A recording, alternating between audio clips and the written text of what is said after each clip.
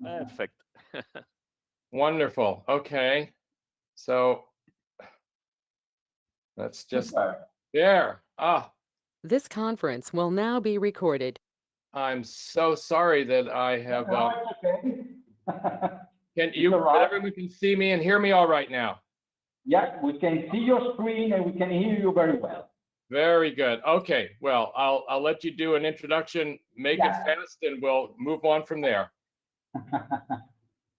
Very good. So, ladies and gentlemen, thank you very much for attending this final talk, which is closing the webinar series on geobiology. I would say that tonight we have, I would say, a real star on the subject, which is Robert Hayden. He's a senior staff scientist at Carnegie Institution of Washington Geophysical Laboratory. He's also professor at George Mason University. I would say that we all know him for his research study, which focuses on the possible role of minerals in the origin of life, mineral evolution, and the coevolution of geosphere with biosphere. In the past, he got his bachelor and master in science at the Massachusetts Institute of Technology, PhD in Harvard. And he has been executive director of a superb project, which is now globally known as the Deep Carbon Observatory. He has been past president of the Mineralogy Society of America.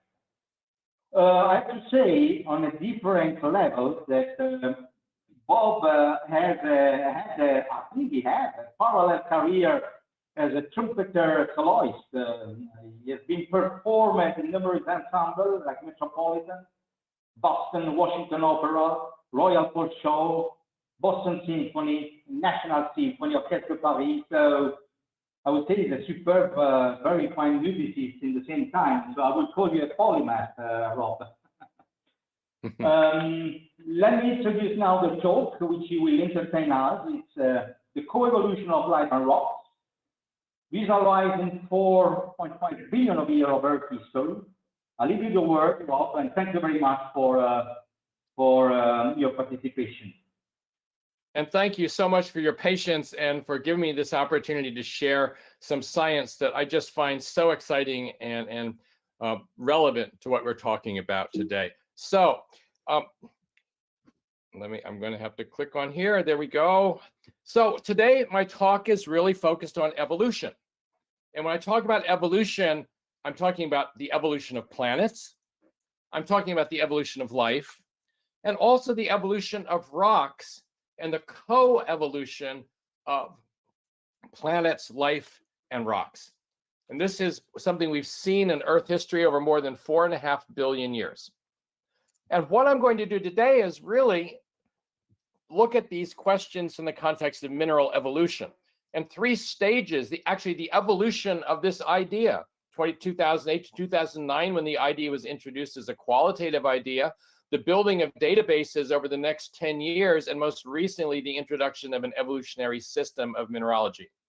Now, hold on, you're saying, whoa, I thought this was a talk on geobiology, and now he's talking about minerals. And is this like a bait and switch? And what am I doing talking about minerals? Well, here's my argument. Minerals provide essential raw materials for technology, for agriculture, and for every living thing. Minerals provide us a key to understanding planetary evolution, including biological evolution. And of course, minerals aesthetically, they're amongst the most beautiful natural objects we have. And so using minerals is appropriate when we're talking about the evolution of planets, the evolution of life, because minerals provide the tangible evidence of that evolution. They are time capsules. Now, you should define a couple of terms here. When I talk about a mineral, I'm talking about a naturally occurring solid. And when I talk about a mineral species, that's any one of right now about 5,700 objects that has a unique combination of a chemical composition and an atomic structure. So that's what we mean when we talk about mineral species, even though the word species may seem odd in the context of minerals. So 13 years ago, almost to the day, 13 years ago, was published the first paper on mineral evolution. And what this described was the idea that there's a changing diversity and distribution of minerals, which is a consequence on Earth of evolving physical, chemical, and ultimately biological processes. So mineral evolution talked about a change over time in the diversity of mineral species, in the relative abundances of those minerals, in the compositional ranges that includes trace and minor elements, also things like grain sizes and shapes, the morphology of minerals, which wasn't widely talked about in this context prior to that. We focused on the upper 3 kilometers of Earth because that's what's accessible to study on Earth. If we're going to compare it to other planets and moons, that's what we're likely to observe. And that's where you have direct interaction with biology. You could extend mineral evolution much deeper, all the way to the core of our planet, and other people certainly will be thinking about that. But this is how we started the discussion. Now, I need to talk about the word evolution, especially in a geobiology context, because many biologists have said, no, evolution is our word. You can't talk about the evolution of minerals. Minerals don't evolve. But I disagree. And for more than 100 years, geologists have talked about evolution, the evolution of igneous rocks, the evolution of planets, the evolution of meteorites, and so forth. There's something more. There's an implication that a system becomes increasingly complex or patterned or diverse through time. And there's an implication of congruency, which means that each stage of evolution follows logically what came before. But it's not this. It is not Darwinian evolution by natural selection. Minerals evolve by a different selection process. So please get this out of your mind. That's not the same as mineral evolution. Okay, so here's the idea. New minerals form through a combination of chemical, physical, and ultimately biological processes. And what we did in that initial paper in 2008 was divide mineral evolution into 10 stages spanning 4.5 billion years. Now, even before those 10 stations, there were minerals forming in the atmospheres of very old stars. And I'll come back to that later towards the end of the talk, but there are about 20 different kinds of minerals, mineral species, that form from about a dozen different chemical elements, the most common elements in the atmospheres of stars. And so the question for mineral evolution then is, how do we go from 20 minerals with 12 essential elements, what happened before our solar nebula, to what we have today, more than 5,700 minerals with 72 essential elements? That's the mineral evolution story. It begins with stage 1. That's the formation of minerals in the solar nebula, condensation as the gases and materials cooled and condensed out various sorts of minerals, about 90 species in all. Those condensed phases formed planetesimals. The planetesimals had primary igneous minerals, but also minerals formed by heat, by aqueous alteration, and by impacts. And that gets up to about 300 mineral species in stage 2. Stage 3, if you form a dry planet, you can get a few more kinds of minerals, about 300 in all, we think.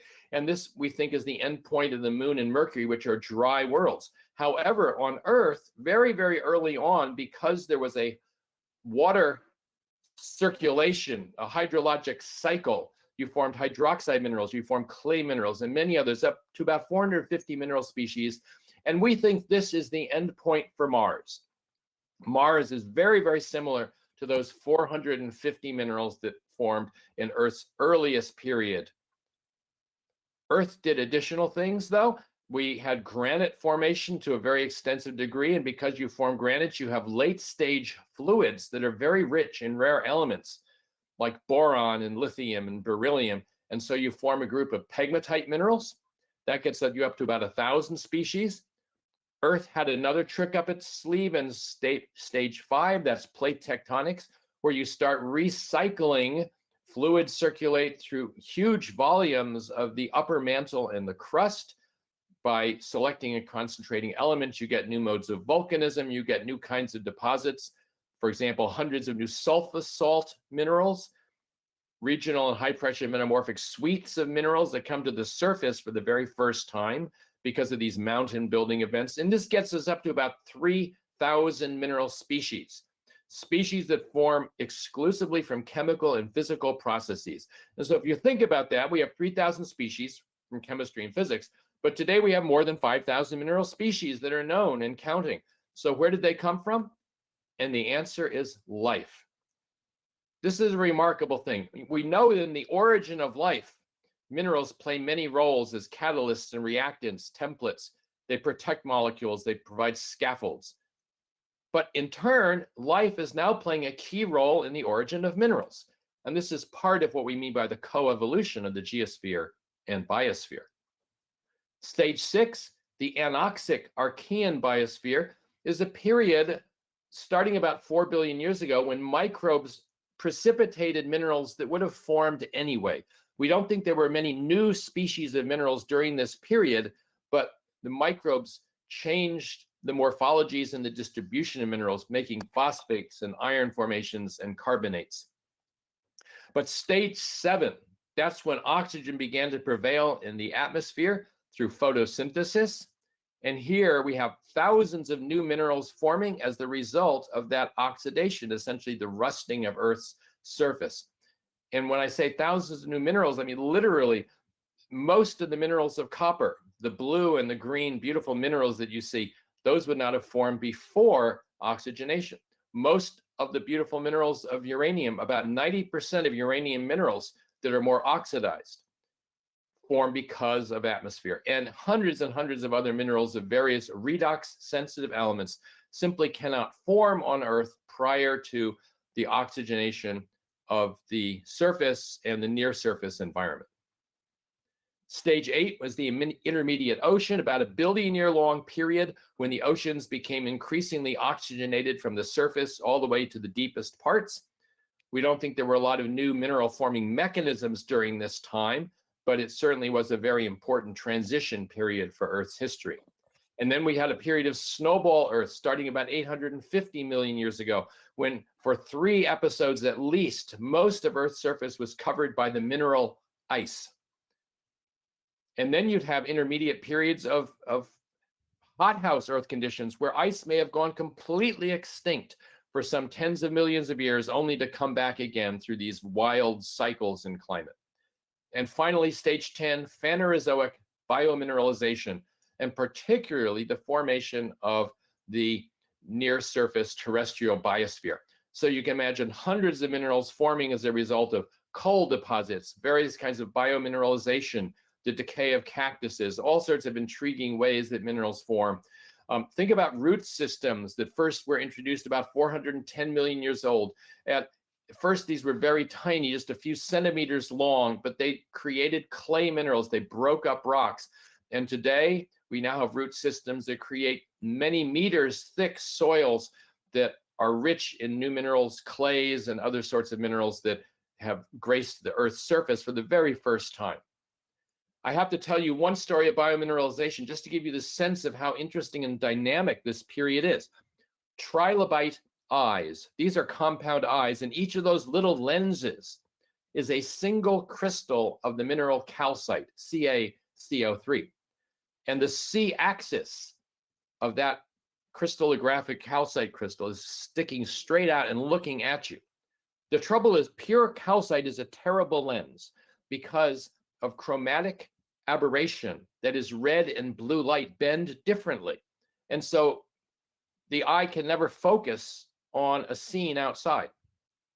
So evolution has changed these calcite crystals so that they are radially symmetrically changed in the magnesium to calcium ratio.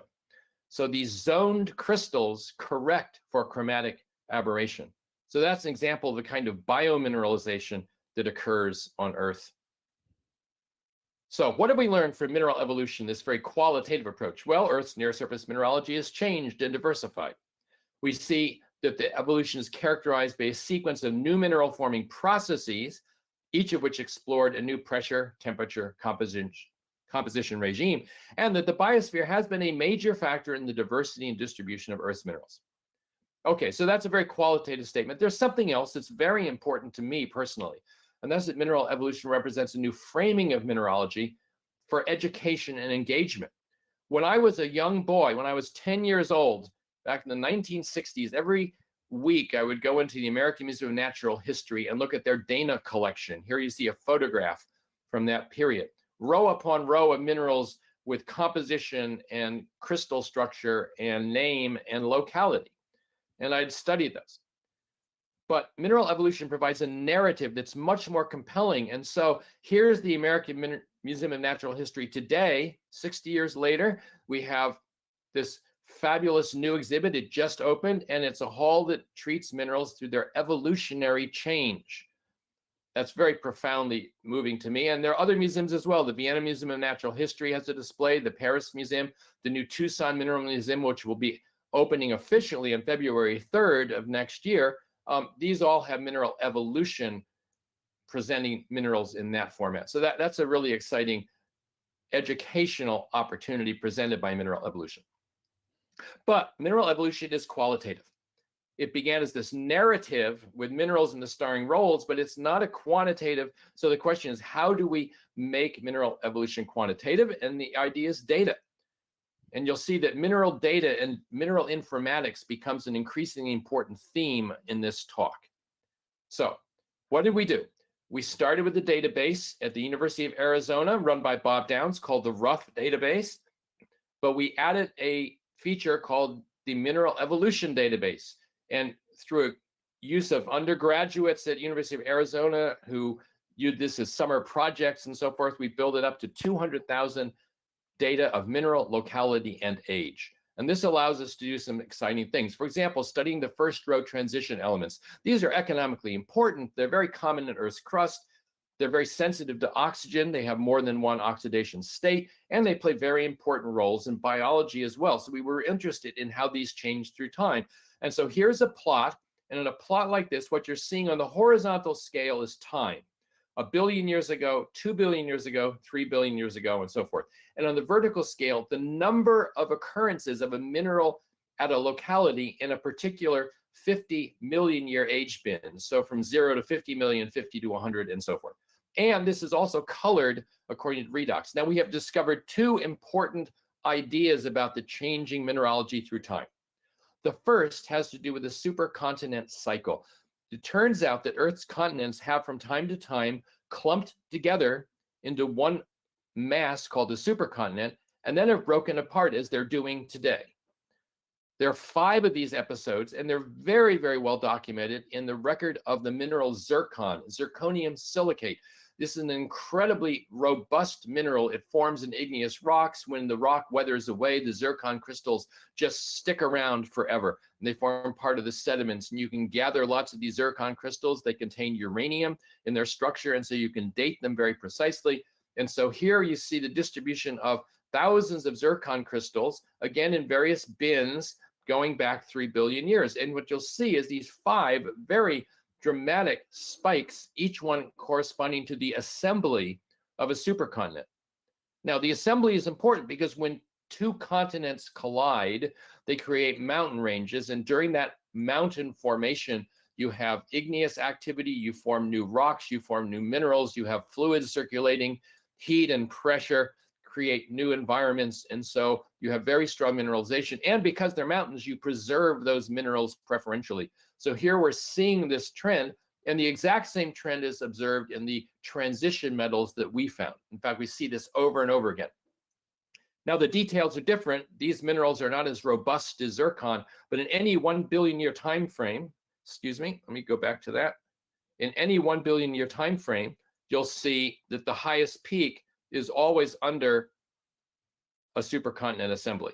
And so this is one thing that we see, that you have mineral formation preferentially, episodically preserved through these periods of supercontinents.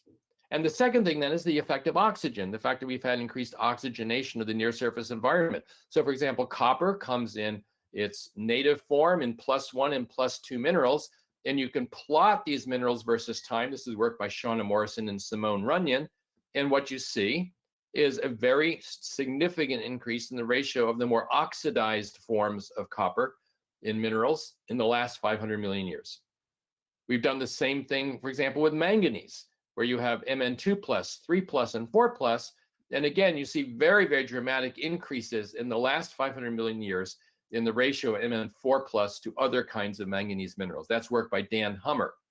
So what we see then is this very significant trend, both in terms of supercontinent cycles and in terms of oxidation.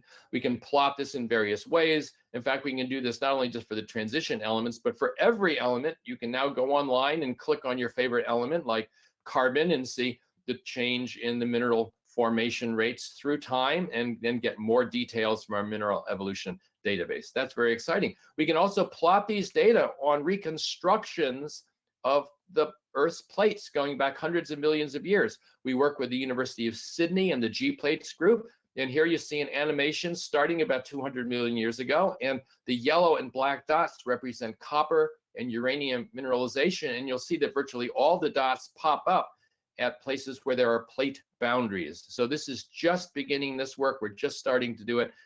It's very exciting to be able to relate mineral formation to plate boundaries.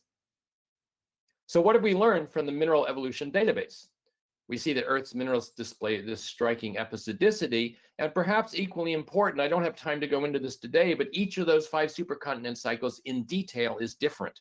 So there are similarities, but there are also important differences that you can't discern just from the zircon record. But if you have the full range of minerals, you learn new things.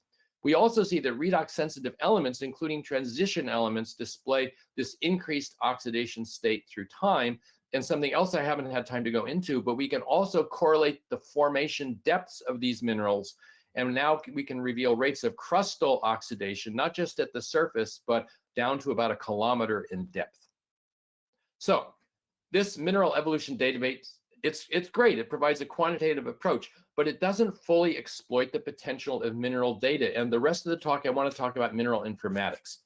We've begun a new effort that's called the Evolutionary System of Mineralogy based on mineral informatics. And this allows us to apply very powerful analytical and visualization methods. So what I want to do for the rest of the talk is review what's the official way of defining and classifying minerals. I want to propose a complementary, a different way of classifying minerals, and introduce mineral informatics. So what's the objective of a mineral classification system anyway, or any classification system for that matter? Think about it. The first and principal objective is to organize natural objects so you and I can talk about them unambiguously, that it's comprehensive and it's unambiguous. But there is a second reason, and that's that classification systems play central roles in discovery and the articulation of successful scientific theories. And in that context, you can have multiple valid classification schemes, each one that addresses a different theory, a different aspect of nature. Now remember, the IMA protocols defines minerals as a natural occurring solid, and each species has a specific chemical composition based on major elements and is an idealized crystal structure. This was introduced first in the 1850s. James Dwight Dana, for example, in the 3rd edition of his system, used chemistry and structure to define minerals. And that led to things, study of minerals led to the periodic table, to the understanding of crystallography and space groups, to X-ray diffraction, the principles of crystal physics and crystal chemistry. So indeed, the classification system has bolstered theory in very important, profound ways, led to many Nobel Prizes, for example. But there is something about this system that, in a mineral informatics sense, is troubling, because idealizing a structure and using only the major elements means you use the minimum possible information to differentiate each species. Now, that's a very efficient system. That's a very nice system in terms of sort of streamlining, saying quartz is different from calcite. But what it does is it ignores the rich information. And it also ignores time. So why would I propose a different classification system? One that really highlights the coevolution of the geosphere and biosphere is because the IMA system does not incorporate time. Planets are dynamic systems. The histories are recorded in minerals. And this evolutionary system allows us to inform theories of planetary origins and evolution. That's one reason. A second reason is a little more subtle, but it goes back thousands of years to Aristotle, who talked about natural kinds. So a natural kind, in Aristotle's view, is a genuine division of nature. That is, a grouping of nature that is independent of human conventions, interests, actions. An example is the periodic table, where each chemical element is a natural kind because it has a unique integral number of protons. Carbon is 6. 6 is different from 5. It's different from 7. And nature has done that for us. And so you can identify each atom as an independent natural kind. But IMA species, which are idealized, an idealized composition and structure, is clearly not a natural kind. It's a human construct for convenience. What we are arguing is that there is a way to identify mineral natural kinds. And if you're interested more in that, there's a paper that recently came out in PNAS, which describes the idea of historical natural kinds. So that's another motivation. A third motivation has to do with, well, just the research opportunities provided by the system. The IMA system, basically, without going into all the quantitative details, this is a field called mineral ecology, where we can take the distribution of minerals on Earth today and therefore predict how many minerals are missing using something called an accumulation curve. Biologists do this all the time. This is the first time it's been done for minerals. And what we do is we basically show that if you look at how minerals have been discovered so far, it suggests that we have found about 6,000, but there should be around 9,000 minerals on Earth. So about a third of the minerals are yet to be discovered. But how many fundamental new ideas? We're not going to rediscover X-ray diffraction or the periodic table. Most of the principles of crystal chemistry have already been articulated. So it's not likely that these new minerals being discovered are going to give us new fundamental insights. It's just basically, it's nice to know what's out there. However, the new system that we're proposing really does have the potential for fundamental insights. So why propose a new system? It's because we can address profound questions, including things as profound as, does life emerge? How does life originate in the first place? And how did humans evolve from single-cell organisms? Are we alone in the cosmos? And you're thinking to yourself, how can mineralogy answer those questions? Well, I ask you, how else would you answer them? The primary tangible evidence we have for the earliest processes in the solar system are information-rich rocks and minerals, because every specimen is a time capsule. It's waiting to be opened. It has a story to tell because it's information-rich.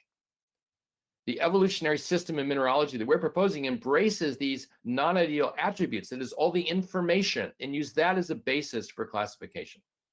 So here's this idea. The fundamental aspect of the current classification system is it ignores the rich data associated with the non-ideality of minerals, whereas minerals themselves contain immense amounts of information. Just think about it. All the trace, dozens, scores of trace and minor elements, the hundreds of isotopes, structural defects, solid and fluid inclusions, the size and shapes, the physical properties, context, all these things are data. They're attributes that tell us about the history of each specimen.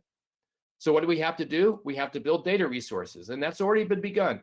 The RUF at the University of Arizona, MinDat, which many of you will know, and it's just an incredible resource, but also the published resources, the Handbook of Mineralogy and Dear Howie and Zisman's Rock-Forming Minerals, and thousands upon thousands of original articles, many being published these days by incredible group of Italian mineralogists who I just have most profound respect for the work they're doing. There's so much great science that's out there, but it has not been consolidated into data resources yet. So that's something we're trying to do.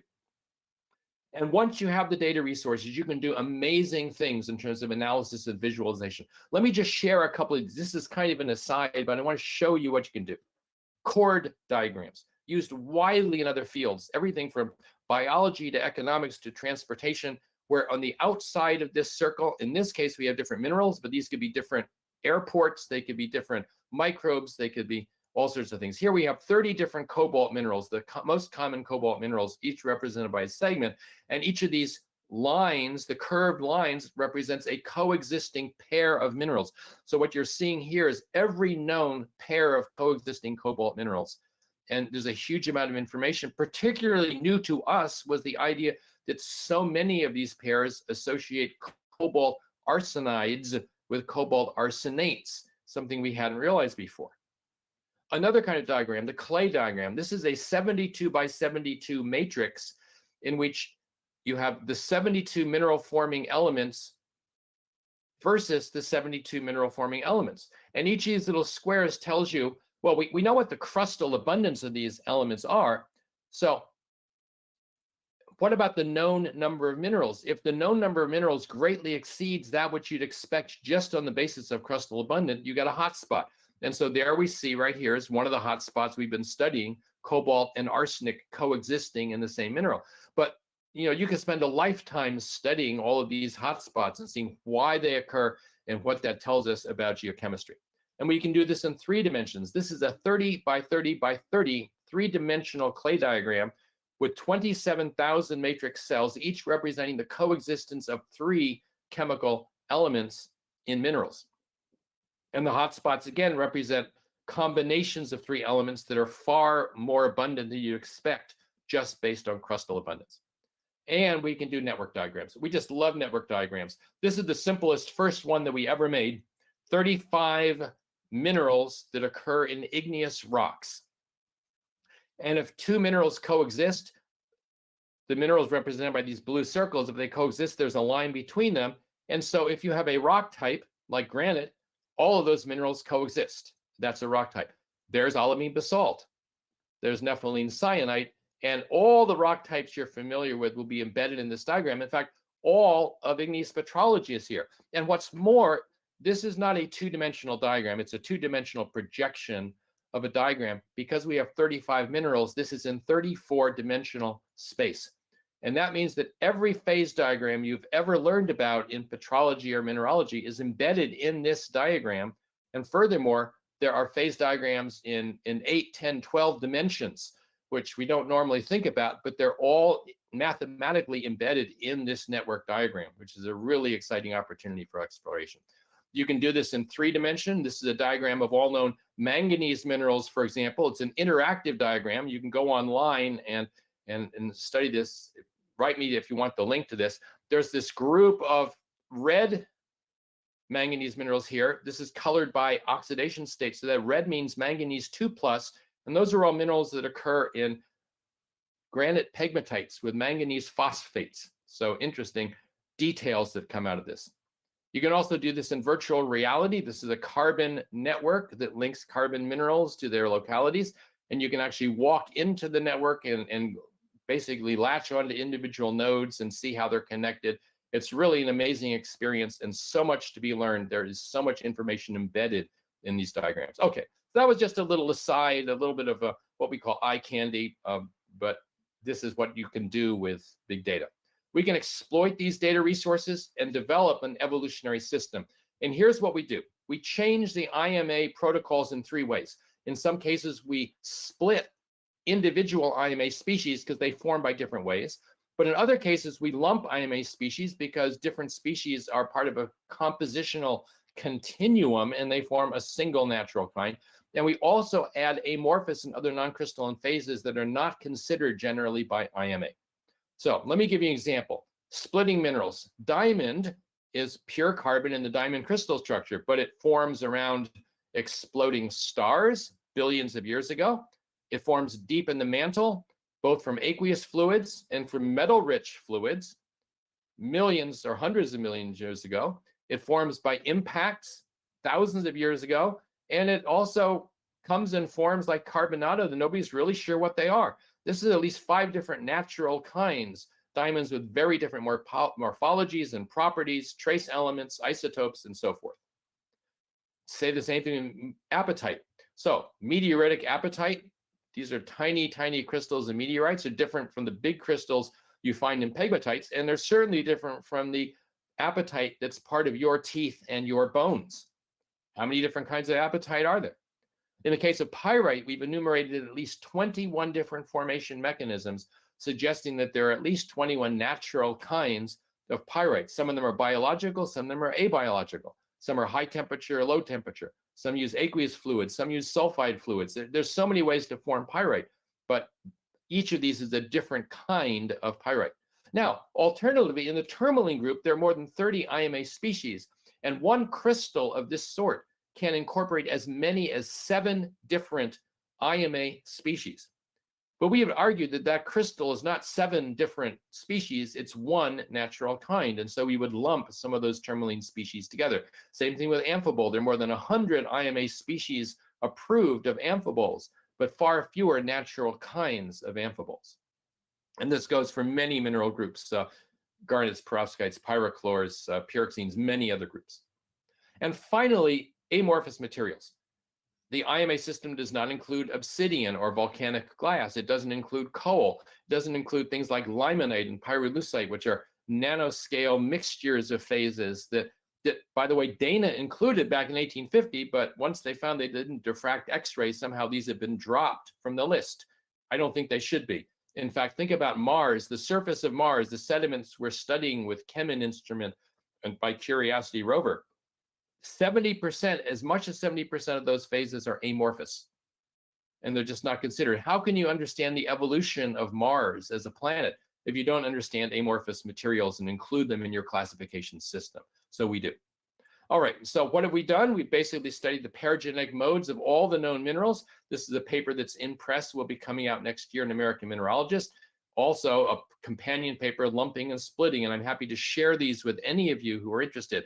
What this includes, the basis is a huge spreadsheet. I spent 6 months of COVID isolation building this spreadsheet. It has 57 columns, each representing a different mode of mineral formation. It has 5,700 rows, each representing a different IMA species.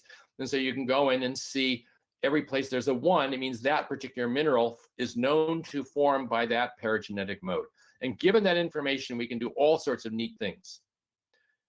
We do the evolutionary system mineralogy, and stellar mineralogy is the first part, where we link IMA minerals like graphite and moissanite to their environments. In this case, AGB stars versus type 2 supernovas. We show this in network diagrams, bipartite network diagrams. And let me walk you through this, because these are fairly simple diagrams once you know what to look for. There's star-shaped nodes here that represent different kinds of stars. There's a type 2 supernova, and there's the AGB star. They're diamond-shaped nodes. Those are the IMA minerals like moissanite and graphite. And then the links between the stars and the minerals, such as those two, are the actual natural kinds. And we use the bimodal nomenclature. So SN2 graphite or AGB moissanite tells you the natural kind, which links the mode of formation, the type of star in this case, and the mineral, graphite or moissanite in that case.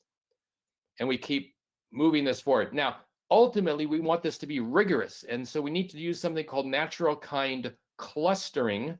What this involves in terms of moissanite, for example, is you take meteorites, you dissolve them in acid, you extract thousands upon thousands of these tiny grains, you measure their isotopic characteristics and build huge databases, in this case, 17,000 isotopic analyses of silicon carbide, and then you can plot them versus each other. And what you will see in many cases is very distinct clusters. There's supernova moissanite, which are distinct from the AGB moissanite, and then there's subsets of those.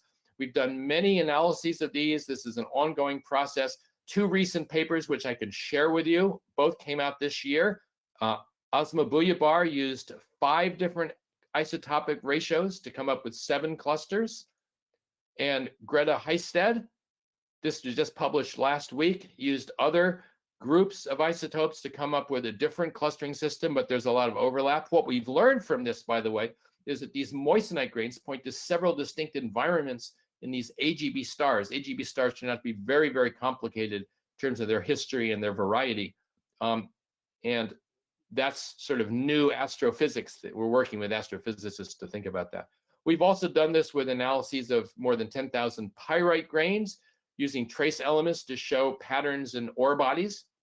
And we've been building very large databases. And by that, I mean hundreds of thousands of analyses of garnets, feldspars, oxides, spinels, and so forth, in order to continue this rigorous natural kind clustering.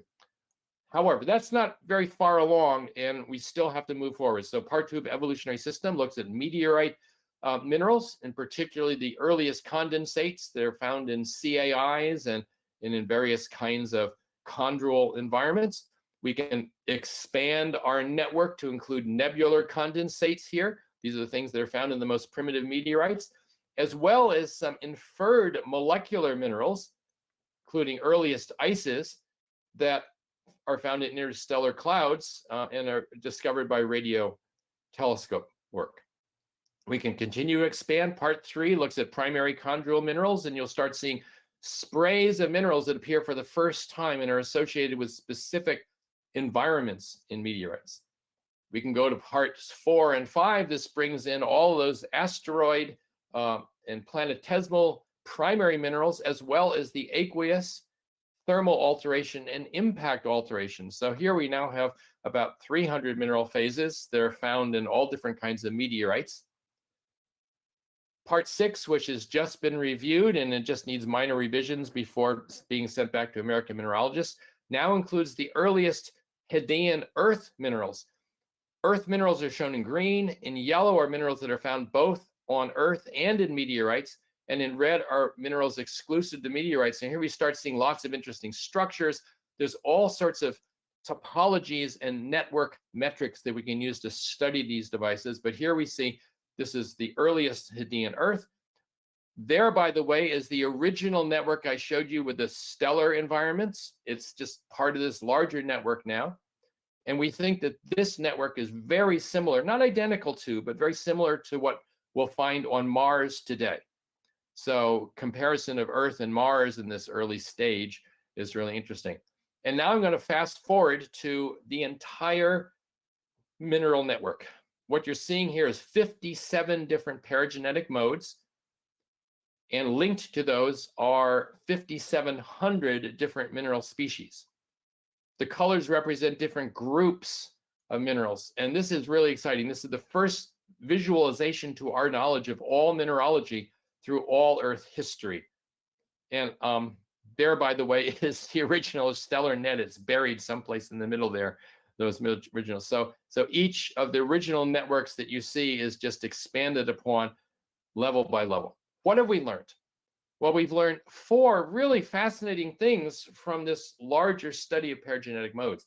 And the first is how incredibly important water is in mineral diversity. Water is the principal driver of diversification. More than 80%, maybe as much as 90%, depending on how you count it, are minerals that are formed directly by water-rock interactions. If you have a dry planet, you simply cannot form 80 to 90% of the species that we observe on Earth today. And here's the network showing all of these aqueous form minerals. You'll see that they span almost the whole thing, but there is a dry side of this network. And this is a recurrent theme with networks. Networks have built-in gradients. So there's an aqueous gradient across here. There's a thermal gradient across here. There's a redox gradient in here, many other gradients that you can extract. A second idea, this is key to today's lectures, biology plays a major role in mineral diversity. Fully half of all mineral species known on Earth can form through biological processes.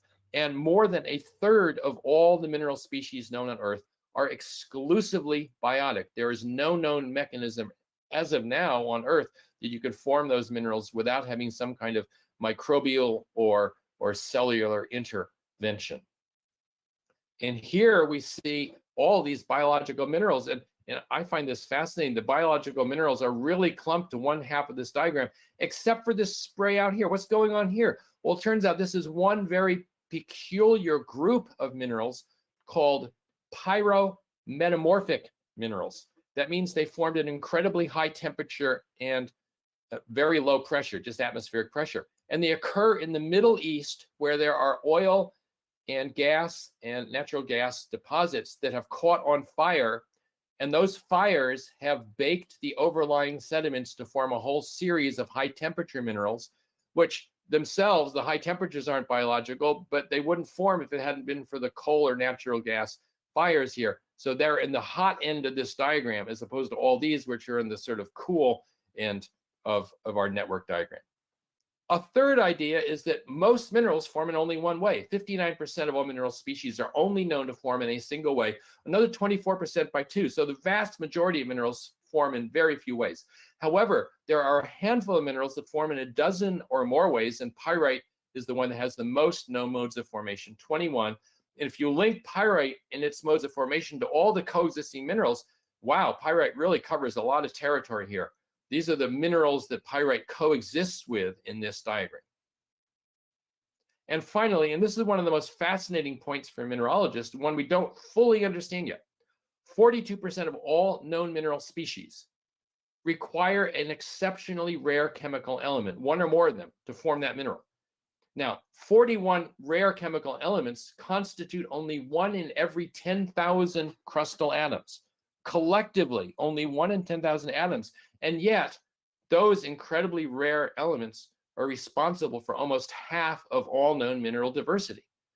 So it's clear this is telling us something about the role of rare elements. They have their own special crystal chemical properties which lead to these. but it also means you need to have a wet planet, because the only way that you can select and concentrate incredibly rare elements like cesium or tantalum is if you have water rock interactions that then lead to localized concentrations where you can form these special minerals. And here's just representation of some of these rare minerals. It wasn't possible to make a graph showing all of them, but in hydrothermal deposits where you have selection of elements, also in pegmatites, the agpietic pegmatites and the granite pegmatites, lots of rare, really unique minerals that are only linked to those modes of formation, rare minerals that are based on these rare elements. Okay, so my final conclusions is this evolutionary system in mineralogy really is an effort to place every mineral in its historic context, its paragenetic context, and time plays a critical role. We think that minerals classified this way represent valid historical natural kinds. I think this system really underscores the co-evolutionary history of the geosphere and biosphere. And as an example of that, we think that topologies that you've just seen in those network diagrams are themselves biosignatures, that Earth's network of minerals is fundamentally different from that of the other known planets. And finally, I hope I've convinced you we've entered an era of mineral informatics, that this multidimensional analysis using all the data, the richness of mineral time capsules is leading us to an era of data-driven discovery. And it's a really exciting time. And I thank you again for the opportunity to share these ideas. I want to thank our funding agencies. Thank you for paying attention and for your patience in the slow start that I had. And maybe there's a little bit of time for questions. I hope so. Thanks so much. Thank you very much for a beautiful talk, Rob.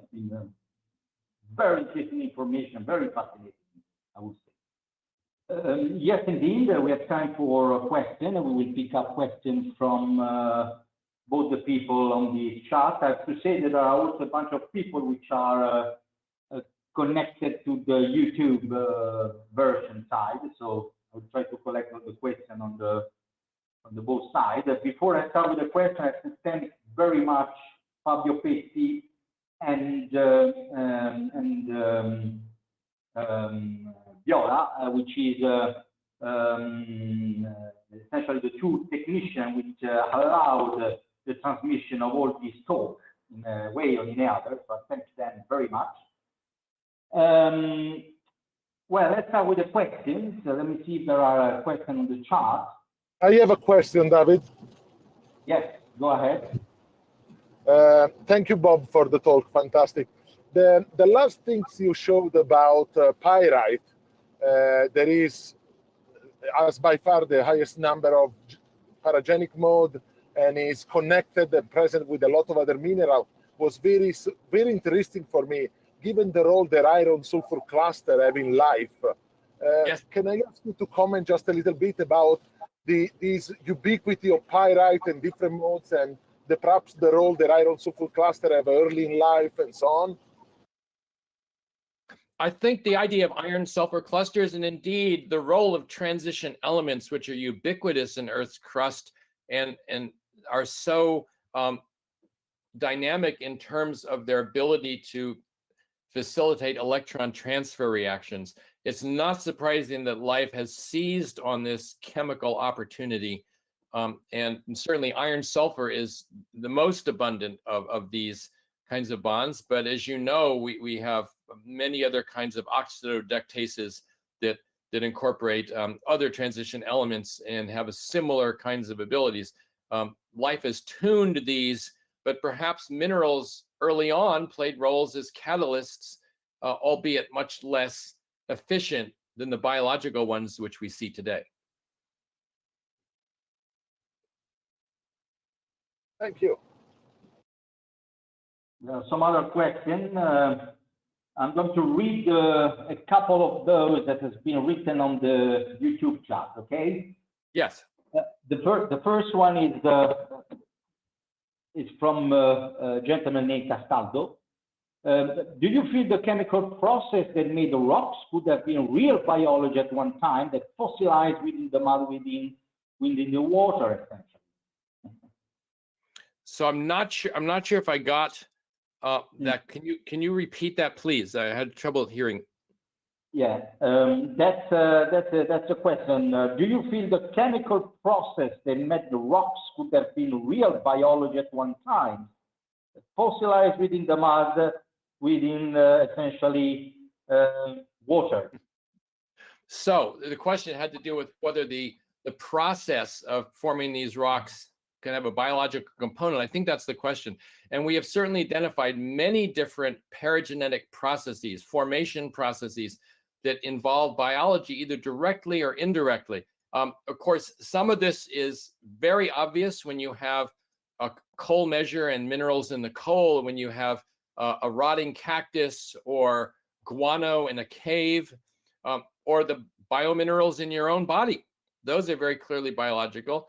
Other rocks, which formed at extremely high temperature, it's not so obvious whether they're biological, but I think one of the things that we're coming to realize is that biology has so modified the chemistry of Earth's crust over the last several billion years that there's virtually no mineral formation process, be it igneous or metamorphic or sedimentary, or some kind of alteration that is not in some way at least overprinted with biology. And that's brought to bear, for example, that we find diamonds coming to Earth's surface in volcanic eruptions that originate in Earth's mantle.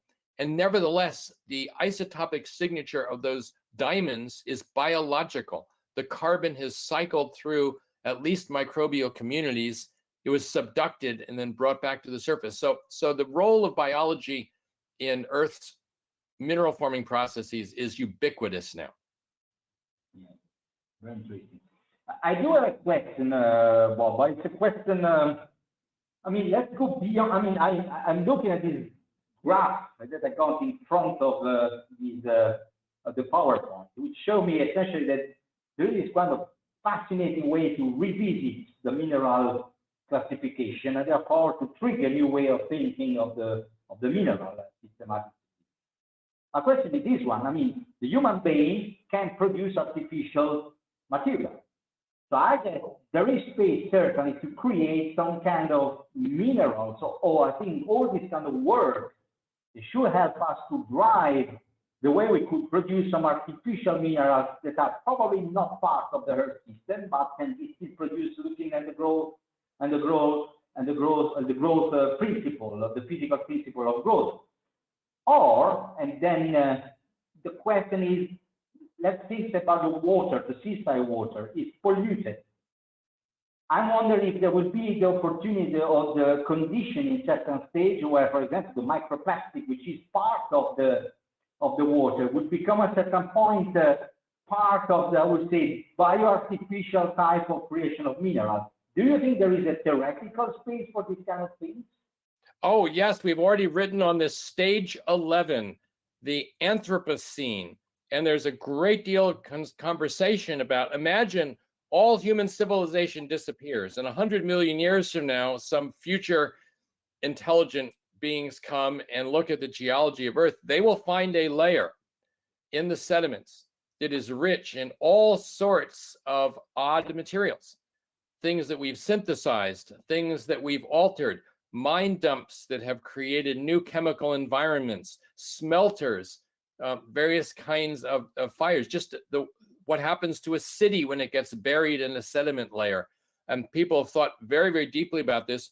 In our list of paragenetic modes, the last 6 modes in that list are all human-mediated minerals, but by the IMA requirement, they must be minerals that also occur elsewhere. So these are things that occur on the walls of mine tunnels, for example, or in mine wastewater, or various smelter type of minerals, or the corrosion of old artifacts. But there are many, many, many other phases, and it's certainly, they need to be recognized and classified as well. Human activity, think about what's going to happen if you have a waste dump that has huge piles of electronics. What minerals will come, for example, from the alteration of silicon or from the phosphors on our screens, our computer screens, all sorts of exotic minerals that become the result of weathering of technology products. So this is a fascinating area, and one that's it's very much being discussed now. And I'd be happy to share a couple of papers with you if you're interested. Very interesting. Any more questions, please? Hi, I have a question. First of all, thank you for the great talk. I really enjoyed it. And my question is about the possible coevolution of life and geology on other planets.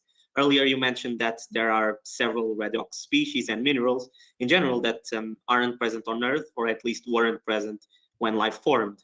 And how strongly do you think that geologic composition differences could influence the formation and evolution of life on other planets? You know, if you're thinking about the kinds of organic chemistry-based life form that's on Earth, then I think you do have to have at least a temperature range that allows fluids to interact. And whether that's an aqueous fluid or on Titan, maybe a hydrocarbon fluid, you still need fluids. You still need certainly carbon chemistry. I can't imagine any other element being the basis of a life form, and most other experts have agreed with that. I do think that having the common transition elements, which are going to be part of any planetary system, is important, because they provide the most readily available source of chemical redox potential. Whether you're going to be able to see a mineralogical signature really depends on how advanced the life gets. If we hadn't had photosynthesis on Earth, it would be much, much more difficult just to look at the mineralogy and say, oh, that's biological in nature. But the fact that we have had multicellular life and terrestrial biosphere and so forth, that changes things much, much more rapidly in a more significant way. So these are wonderful questions. A lot of people in astrobiology, people who study exoplanets, are thinking in exactly this way. And they're modeling planets that are compositionally quite different from Earth. For example, if carbon is greater than oxygen in a planet, what does the planet look like?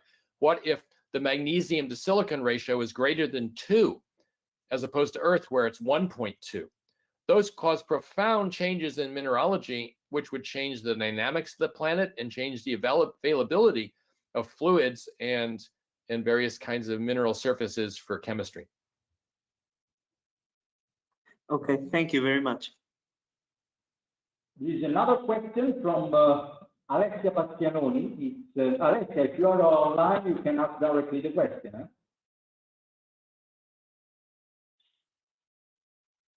See her? If she's not, I will read the question. I'm here, but I don't know if you can listen. Hi. Can you listen? Hi. I was curious about the diagrams that you showed. First, thank you very much for the talk. And I'm curious about the diagrams you showed with the kinds of minerals. Do you think that we could use this type of plot to obtain information about the biology of the environment? Could it be evident some sort of relation between the kinds of minerals and the biology of the environment where we are finding them? This is a wonderful question, and it's something that has occupied much of our talk. Donato Giovanelli is leading an effort that looks at the metagenomes in the context of the geochemistry and mineralogy of environments. And the idea here is partly just to see to what extent does geochemistry influence which enzymes are expressed. But we also have in the back of our minds, maybe we could look at various environments on Earth today, which range widely in terms of geochemical characteristics, in terms of redox state. And perhaps we can find environments where all of the enzymes that are expressed are extremely ancient. They're deeply rooted. And perhaps in that sort of environment, mimic early Earth environments that are somehow preserved because the same types of enzymes are now active. So I think the work that Donato and others in our group at Carnegie have been doing is really, really an exciting frontier. And I'm excited to see where that goes. It's very hard work. You have to build data resources. All of these things I've shown you requires building huge data resources, and that can take many months or years to get sufficient data to start seeing trends. And so the first steps are very tedious, they're labor intensive. You may not get many exciting results, but I think that Donato and his coworkers have really made a tremendous start on this. And I think that's going to be a whole frontier area in geobiology. Thank you very much. There is another person, I think Alessandro Iannacci. Go ahead. Yeah. Okay, thanks, Bob. Really fascinating, especially this wonderful image we have, this artistic image of the connections of minerals. I have more a comment. I would like to have your opinion, if you reflect about that. That your vision of the evolution of minerals, I think it's a kind of for those who are interested in the history of geology, as I am. There is a vision of the evolution of geology in which the transition, the growth of the birth of geology at the beginning of the 19th century was associated to the transition from mineralogy to geology. The discovery of time was the birth of geology. This has been written by, for example, Rachel Laudan, who used this in the title of a book about the history of geology, the transition from mineralogy to geology, the birth of a science. So your approach is in a way is changing this fracture in putting the mineralogy in discovering the history also in minerals. So I think it's very important in terms of the epistemology of our science. What is your thing, your idea about that? My goodness, this is an extraordinary statement that you've made, and it's an idea that I've not heard expressed that way, nor have I thought of it myself, even though I've steeped myself in the history of science and the history of geology. I thank you for that insight. It's actually, it could affect in a very deep way some of the ways we approach what we're doing. I just have to say, I think it's an idea that has a great deal of validity, and I'd like to think more about it.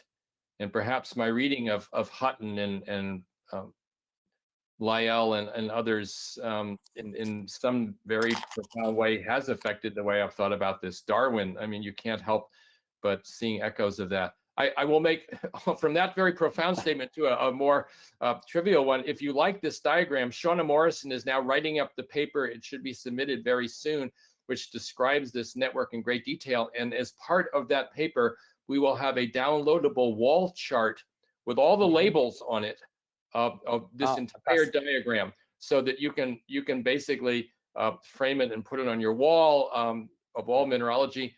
It will have lots of filters associated with it, so you can highlight just the uranium minerals, or just the Precambrian minerals, or just the minerals from Italy.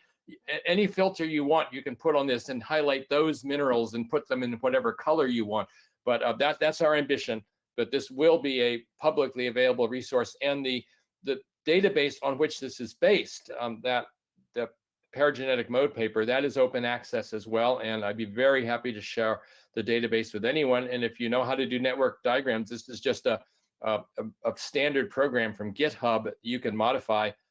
You can make your own diagrams and explore it however you wish. That's really our ambition, is that this becomes something that it becomes a community effort to improve and expand and explore these ideas.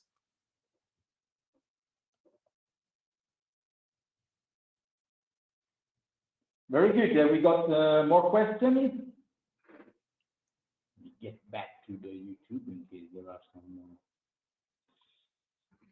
Yeah, there is another question. It's from Gonzalo Garte Martinez. Which type of event is proposed or explain the different geological history of Mars and Earth?